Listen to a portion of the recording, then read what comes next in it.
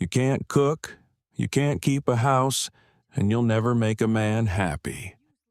Best you learn that now, girl." She burned the biscuits. He ate every one and asked if there were more.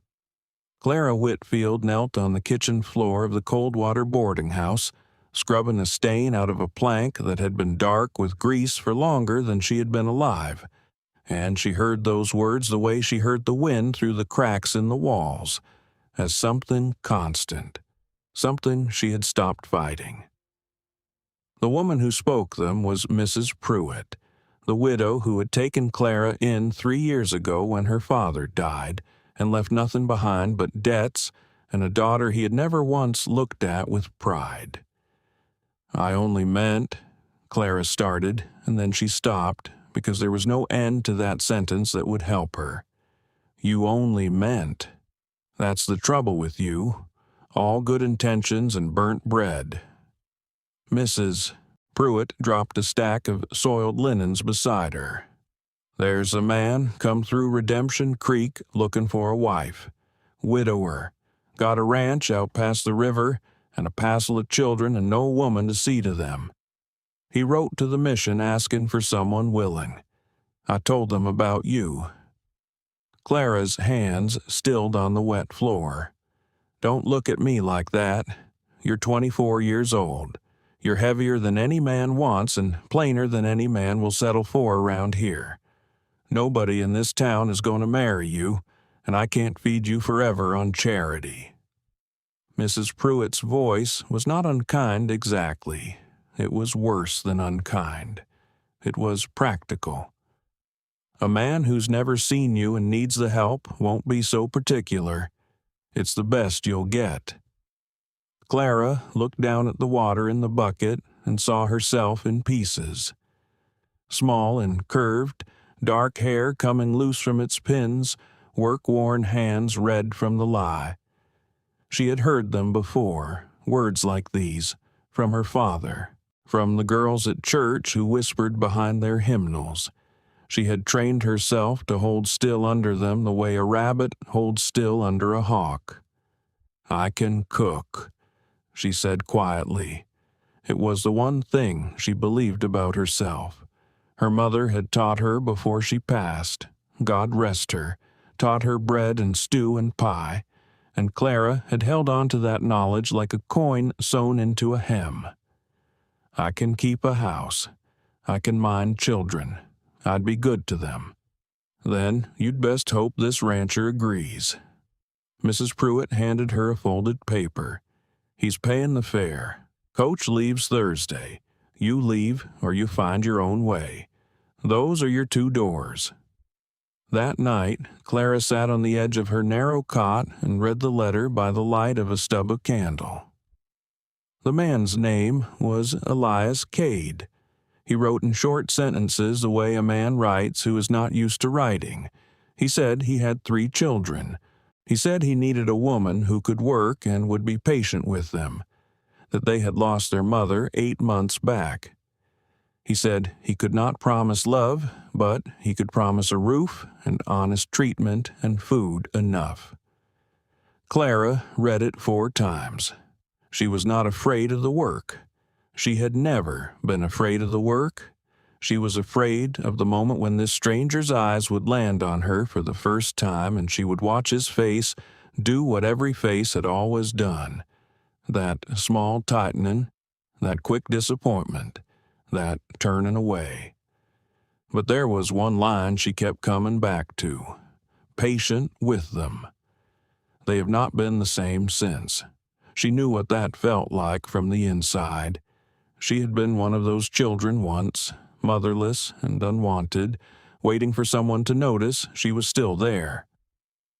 Thursday came cold and gray. Mrs. Pruitt did not come to see her off. Clara carried everything she owned in one carpet bag with a broken clasp she held shut with her hand, and she climbed into the coach and watched Coldwater fall away, and she did not cry, because crying was a thing she had given up on the way some people give up on prayer. The journey to Redemption Creek took 2 days. When the coach finally rattled to a stop in front of the freight house on the town's single dusty street, Clara's heart was going so hard she could feel it in her throat. She stepped down.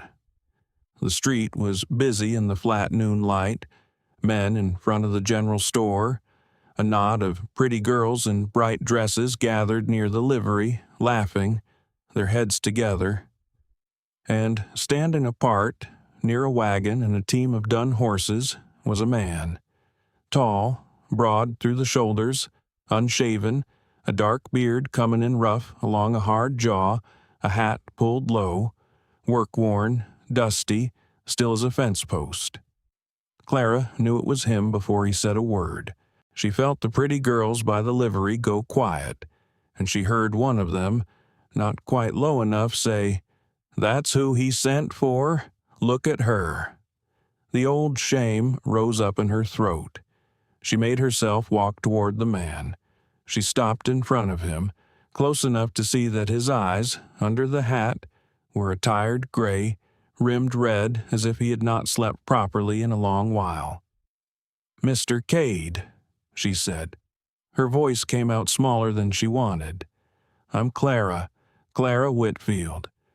She waited for it, the tightening, the disappointment, the quick flick of the eyes down to her body and away. He looked at her. He did not look away. He looked at her face, only her face, for a long steady moment, and then he reached out and took the carpetbag from her hand, the broken one, the one she was holding shut, and he tucked it under his arm. "Elias," he said, "you'll be tired. It's an hour's ride." That was all. He turned and set the bag in the wagon bed and held out a hand to help her up onto the seat, and Clara stood there for a heartbeat, with her own hand hovering, because no man had ever offered her a hand up onto anything. Then she took it.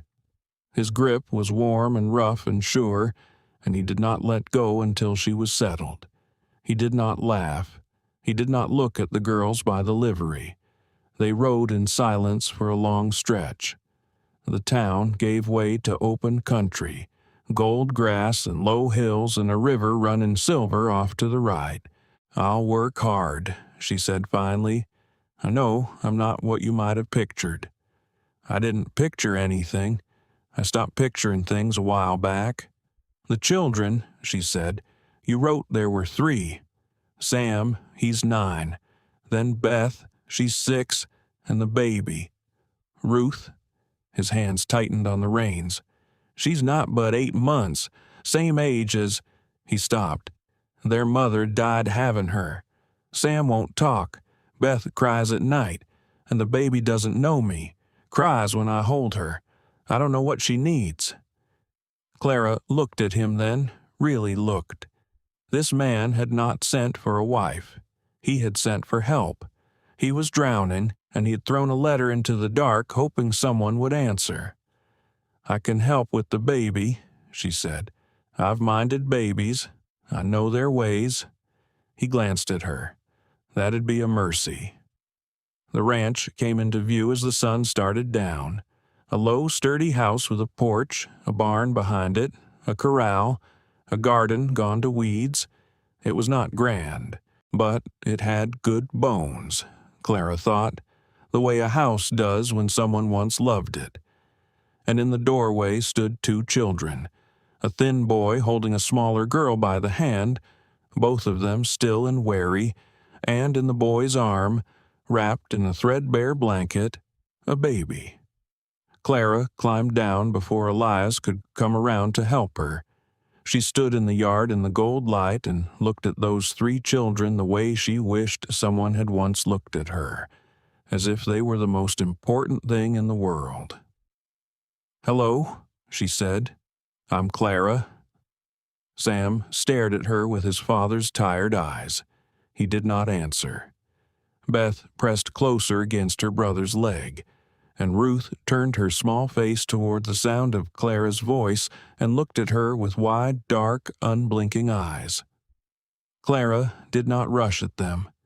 She crouched down to Beth's level and said, That's a fine blanket your sister has.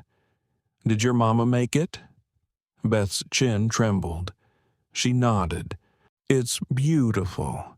She must have loved you all very much to make a thing so fine." And Beth, 6 years old and starved for someone to say her mother's name without flinching, took one step out from behind her brother and looked at Clara, and did not cry. The house inside was worse than the house outside.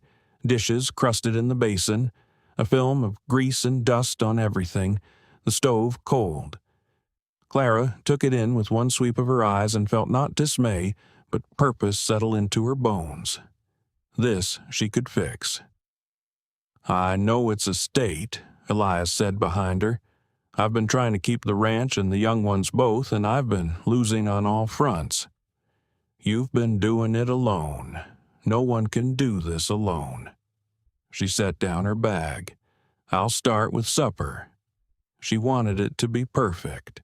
She wanted, more than she had wanted anything in years, to prove herself, to produce a meal so fine that this tired, grieving man and his 3 hungry children would look at her and think, "She is worth keeping." She had told him she could cook. It was the one promise she had made. But the stove was strange to her.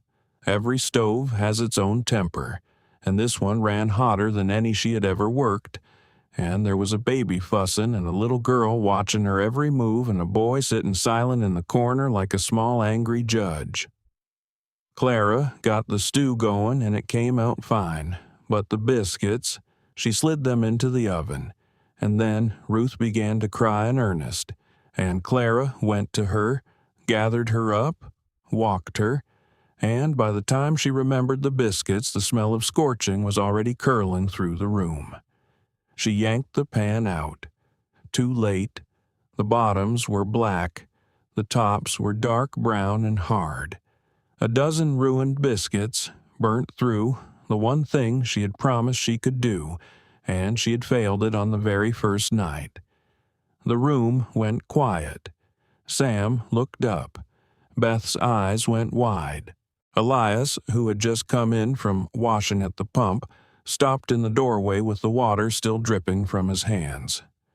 Clara stood over the ruined pan and felt the whole weight of her life come down on her at once. Every word ever spoken over her. You can't cook. You can't keep a house. You'll never make a man happy. Her hands began to shake. Her cheeks burned. Her eyes stung. "I'm sorry," she whispered. The old stutter came back. I ruined them. I said I could cook and the stove, I didn't." She pressed her lips together. "I'm sorry. You can send me back. I understand. I'll go back to the coach in the morning." She stood there, waiting for the anger. She had a whole lifetime of practice at waiting for the anger. Elias crossed the room. He did not say a word. He came to the table where she had set the ruined pan down, and he looked at the biscuits. And then he looked at her burning face, at her shaking hands, at the tears she was fighting so hard to hold back. And he reached out and picked up one of the burnt biscuits, the blackest one, right off the top of the pile. He looked her in the eye, and he took a bite. The room fell silent. Sam's mouth dropped open. Beth stared. Elias chewed. It could not have been anything but terrible, burnt and hard and bitter. But he chewed it, and he swallowed it, and he looked at Clara the whole time, steady, and then he said, in that flat, quiet voice of his, "Tastes fine to me." Clara's breath caught. He took another bite, finished the whole biscuit standing there. Then he pulled out a chair at the table and sat down and reached for another one, and he looked over at his children and said, "Sam, Beth, come eat. Miss Clara made us supper." And the children came, slow at first, then hungry, and Clara ladled out the stew with hands that would not stop trembling, and Sam ate 2 bowls without a word, and Beth ate until her cheeks went round, and Elias ate every last one of those burnt biscuits, every single one, and when the pan was empty, he looked up at Clara, who had not sat down, and he said the thing that broke her open. "These are good. Are there more?" There were not more, but Clara sat down at last at the foot of the table, and she looked at this stranger who had eaten a dozen burnt biscuits rather than let her feel like a failure in front of his children. And she felt something crack open in her chest that had been sealed shut for so long she'd forgotten it was there. She felt seen. For the first time in her whole life, she felt seen. She did not know it yet, but that was the night everything began to change. If you're enjoying this story so far, I'd love to know where in the world you're listening from tonight. Drop your city and state in the comments and say hello. Now, let's get back to Clara and Elias. The next morning, everything was different. Clara woke before dawn on a pallet in the front room, and she heard a baby's small, waking whimper. She was up and moving before she was fully awake. She gathered Ruth up and carried her to the kitchen and warmed milk and fed her, and the baby who cried when her own father held her settled against Clara's chest and went quiet. And Clara stood at the window in the gray dawn light holding a sleeping baby and felt a peace she had never known. She lit the stove. She had learned its temper now. She made biscuits again, and this time they came out golden and light and perfect. And she made a pot of coffee and fried eggs from the hen house. And by the time Elias came in from the morning chores, the whole house smelled of good food, and the table was set, and the children were washed and combed. Elias stopped in the doorway. Something moved across his face, some old grief loosening its grip just slightly, and he took off his hat and hung it on a peg by the door. He sat down. Clara poured his coffee without being asked. "You didn't have to do all this." "I know," Clara said. "I wanted to." He picked up a golden biscuit, and something almost like a smile touched one corner of his mouth. "This one's not burnt." "No, I learned the stove." "You'd have been welcome to burn them again," he said quietly. "I meant what I said. Tasted fine to me." The days that followed accumulated one small, ordinary act at a time. Clara cleaned the house from the rafters down. She scrubbed the years of grief and neglect out of the floors until the light came through clean. She weeded the garden. She learned the hens and the milk cow. She mended every torn shirt and every worn hem, and she made new clothes for the children out of a bolt of cloth she found put away in a trunk, cloth their mother had bought and never had the chance to use. "May I use it?" she asked Elias. His jaw tightened. He was quiet a long moment. Then he said, "She'd have wanted them warm. Use it." The children came to her slowly, the way wild things come to a still hand. Beth first. Beth took to following Clara everywhere, holding the hem of her apron, talking in the constant stream of a child who has been silent too long.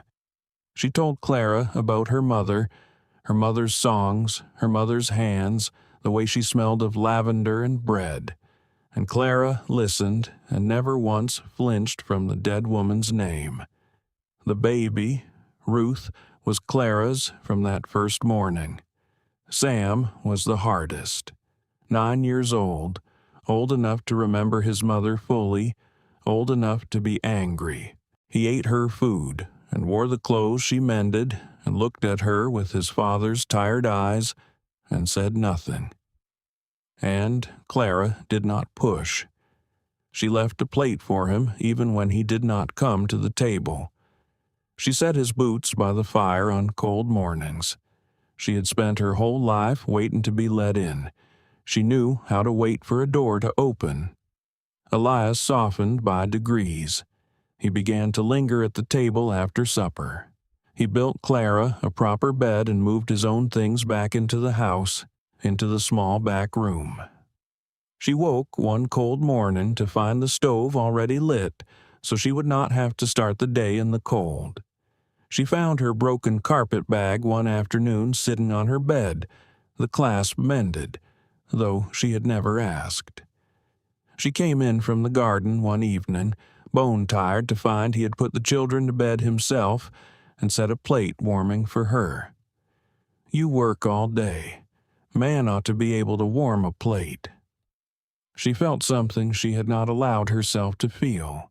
She did not have a name for it yet, but it lived in her chest now, a small, warm coal, and she was terrified of it. The first town encounter came on a Sunday. Elias asked her if she would ride into Redemption Creek with them for church. It was the first time he had asked her to be seen with him in public. "They'll talk," she said quietly. "They talk anyway. Let them do it to my face."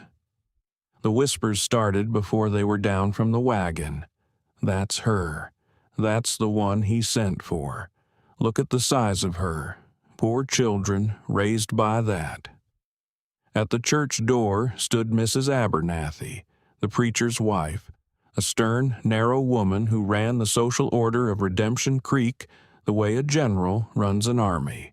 She stepped into their path. "Well, so this is the arrangement. I'll say what everyone's thinking, Elias Cade. Eleanor Cade was a fine Christian woman, and it's a disgrace to her memory to replace her with the first willing body off a mail coach.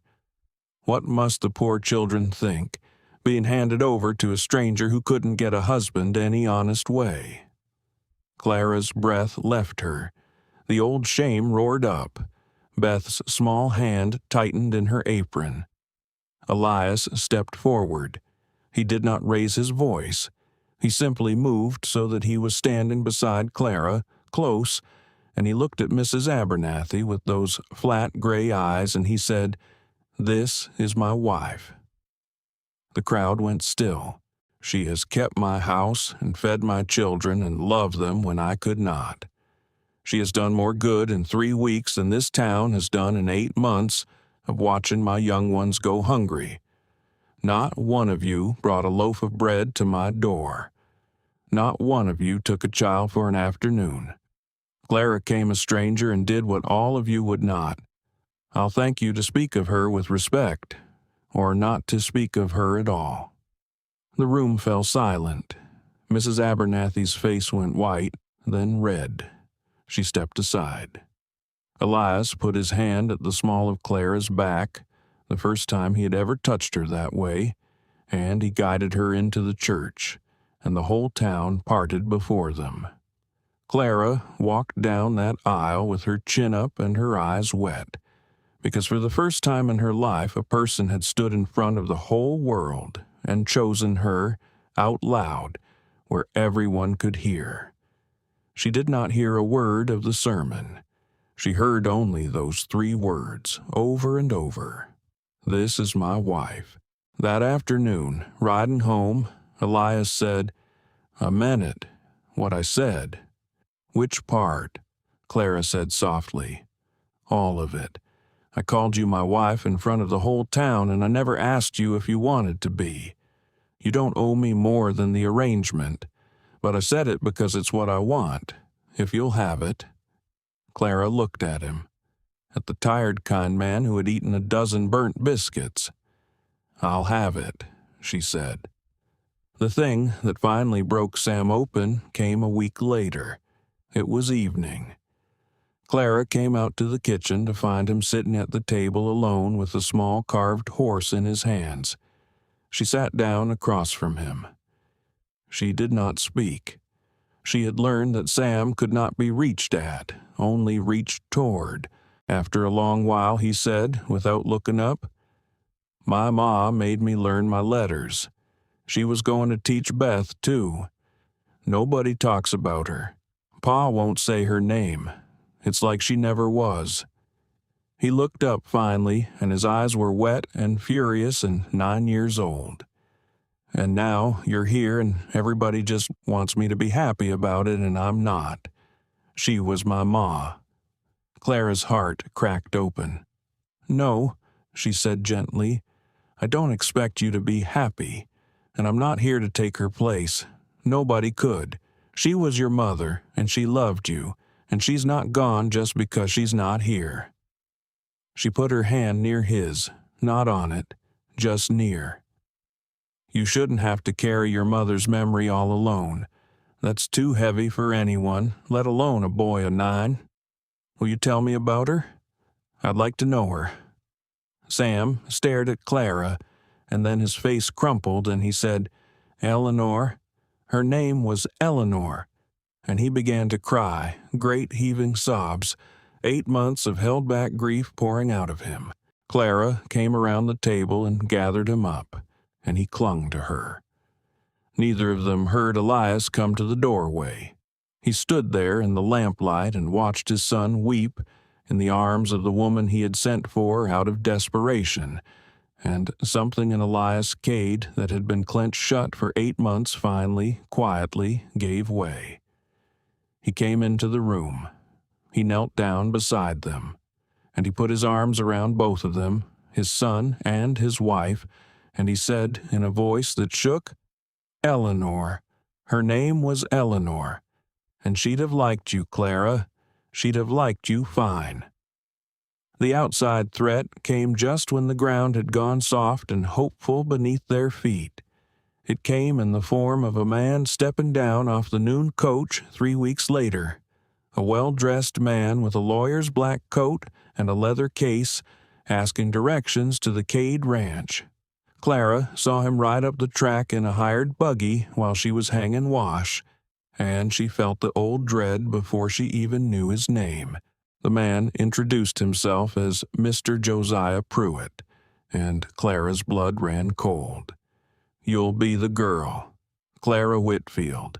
My aunt is Mrs. Agnes Pruitt of Coldwater, who took you in out of Christian charity. I've come to collect what's owed her."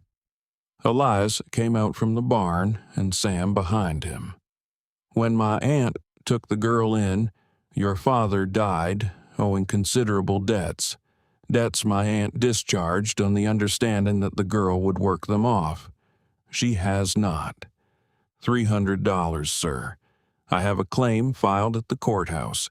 Either the girl comes back to Coldwater to work off what she owes, or the debt is paid in full." Clara felt the world tilt. $300. There was no such money on this ranch. "That debt was my father's," Clara said, her voice shaking, "and it was paid with 3 years of my labor. That's not how the court sees it. There's a hearing set. Saturday, at the courthouse in Redemption Creek. Have the $300 or the girl ready by Saturday." He turned the buggy and drove off, leaving them standing in the yard with the bottom fallen out of everything. That night, Clara could not sleep. She sat at the kitchen table in the dark, and she was still sitting there when Elias came out in the small hours. "I've been thinking. I should go back, on my own. I can't let you spend $300 you don't have. It'd ruin you." "No," Elias said. "Elias, no."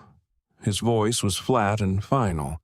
"You came here a stranger and you gave my children back their laughter. You gave my son back his mother's name. You gave me back my own life. You are not a debt to be worked off. You're my wife and this is your home, and Saturday I'm going to walk into that courthouse and I'm going to settle this." "You don't have $300, Clara whispered. "I have things I can sell. I have 20 head of good breeding cattle. I have a bottom pasture a neighbor's been wanting for 2 years. I have a life I'd trade the whole of before I'd trade you." He took both her shaking hands. "I chose you, Clara. Not because I had to. Because I choose to. Let somebody, for once in your life, decide you're worth the cost." And Clara put her head down on their joined hands and wept. Saturday came bright and hot. The courthouse was full because word had gone all over the county. Mrs. Abernathy was there in the front row. The pretty girls from the livery were there. Half of Redemption Creek crowded the benches. Clara sat beside Elias at the front, in her one good dress, with Ruth in her arms and Beth against her side and Sam sitting straight and fierce. Mr. Josiah Pruitt sat across the aisle with his leather case, and beside him sat Mrs. Agnes Pruitt herself, bony and closed-fisted, her eyes finding Clara across the room with a look of pure ownership. Judge Harmon called the room to order and heard Mr. Pruitt's claim first. Your Honor, this woman's father died owing my client $300. My client discharged the debt against the daughter's promise of labor. She accepted food, shelter, and clothing for 3 years. And then she abandoned her obligation and ran off to marry. This woman took charity and gave nothing back. A murmur went through the room. Heads nodded. The judge turned to Elias. And what does the defense say? Elias stood. He drew a folded paper from his coat and laid it on the judge's table.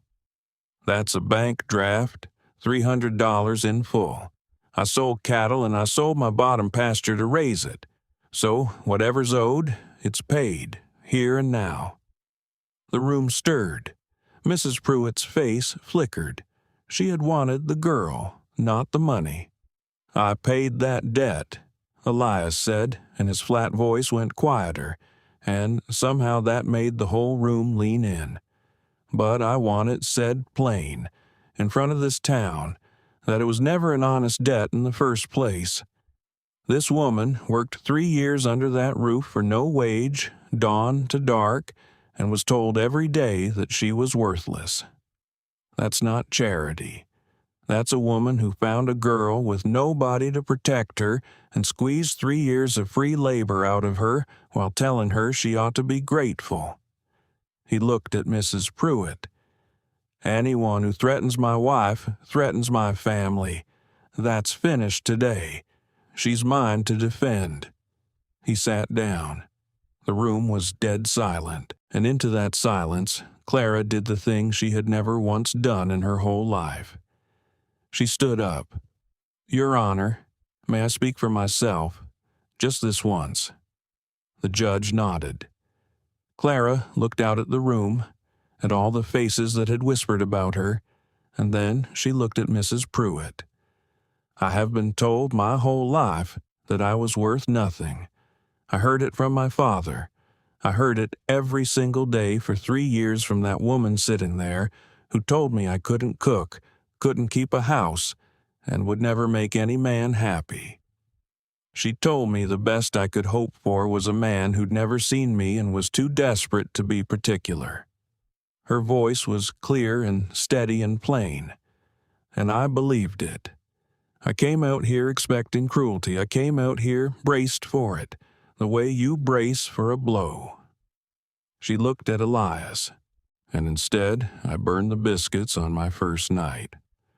The one thing I'd promised I could do, and I ruined it. And I stood in that kitchen waiting to be sent back the way I'd always been sent back. And this man, her voice caught just once, this man picked up the blackest, most ruined biscuit in the pan, and he looked me in the eye and he ate it, every one, and he asked if there were more. She turned back to the room. Nobody in my whole life had ever done a kind thing for me and asked nothing back. She stood a little straighter. I worked 3 years for that woman and was paid in insults. I came here with one broken bag and no worth in anybody's eyes, least of all my own. And in a few short weeks in that house, I learned that everything I'd been told about myself was a lie.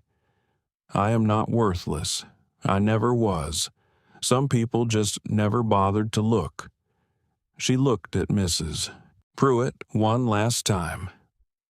You told me I'd never make a man happy. You were wrong. And I forgive you for it because I've got too much happiness now to carry the weight of your cruelty besides. The debt's paid. We're done. She sat down. The room was silent for a long moment. And then, from the back, someone began to clap, and then another, and then the whole courthouse was on its feet, and Mrs. Abernathy in her gray front row was dabbing at her eyes, and Mrs. Agnes Pruitt sat alone in the middle of it all with her closed-fist face gone small and gray. Judge Harmon banged his gavel. The debt being paid in full, this claim is dismissed, and I'll add, for the record, that this court finds the defense's account entirely persuasive. He looked at Clara over his spectacles, and his hard old face softened. Welcome to Redemption Creek, Mrs. Cade. Outside on the courthouse steps in the hot, bright afternoon, with Ruth laughing in her arms and Beth clinging to her skirts and Sam standing close and proud, Clara turned to Elias. You sold your pasture, you sold your cattle, for me. I told you, I'd trade the whole of it before I'd trade you. And there on the courthouse steps, in front of the whole town, Elias Cade took off his hat, and he took his wife's face in his two rough hands, and he kissed her, and the town that had whispered about her cheered instead. 6 months later, Clara stood in the garden behind the house in the warm gold light of a late spring evening. The garden was no longer gone to weeds. It ran in neat green rows all the way to the fence, and Clara knelt in the dirt setting out tomato plants with Beth beside her. Sam was down by the corral helping his father with a new colt, and the two of them worked easy together now, both quick to laugh in a way they had not been able to laugh 8 months ago. And Ruth, who could stand now, toddled along the garden row on fat legs and dropped down into Clara's lap and looked up at her and said, plain as anything, the word she had been saying for a month now. Mama. Clara gathered her up and breathed in the smell of her hair. She thought sometimes of cold water.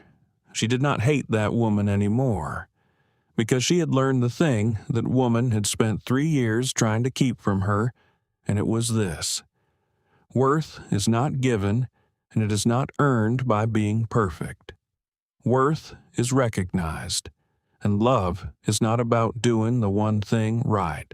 It is about being present for all the things done wrong, the burnt biscuits and the hard nights and the grief that has no words, and staying anyway. Elias came up from the corral in the fading light with Sam beside him.